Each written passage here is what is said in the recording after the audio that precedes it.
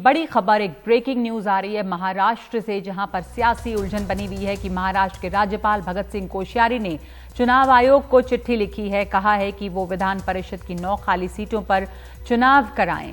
इससे उद्धव का मामला अटक सकता है, क्योंकि उद्धव ठाकरे का 28 मई तक सदन में मनोनयन न हुआ तो उन्हें इस्तीफा देना पड़ सकता है।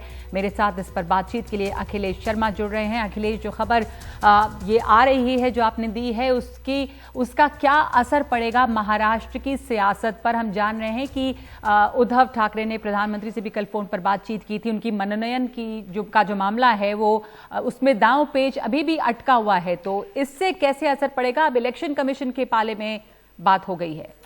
देखिए नगमा, ये एक बड़ी राहत की बात है मुख्यमंत्री उद्धव ठाकरे के लिए, क्योंकि सब जानते हैं कि जो चुनाव है विधान परिषद के वो 24 अप्रैल तक जो है होने ज़रूरी थे, लेकिन लॉकडाउन के चलते चुनाव नहीं हो पाए थे।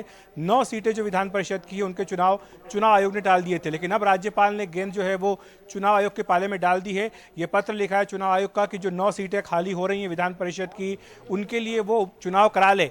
क्योंकि महत्वपूर्ण बात यह कि इसमें कहा गया है कि अब लॉकडाउन में कई छूट दी गई हैं और इस चुनाव के लिए विशेष इंतजाम किए जा सकते हैं। तो ये एक राहत की खबर है मुख्यमंत्री उद्धव ठाकरे के लिए। हम जानते हैं कि कल उन्होंने प्रधानमंत्री नरेंद्र मोदी से बातचीत की थी। उन्होंने कहा था कि ये जो संवैधानिक संकट वहाँ खड़ा हो रहा है उसको सुलझाने के लिए प्रयास करें, और इसके बाद आज राज्यपाल ने अपनी ओर से ये पत्र लिखा है। जाहिर सी बात है कि चुनाव आयोग के लिए अब ये एक विकल्प होगा कि वो जल्द से जल्द चुनाव कराए, ताकि उद्धव ठाकरे जो है वो विधान परिषद में चुने जा सकें।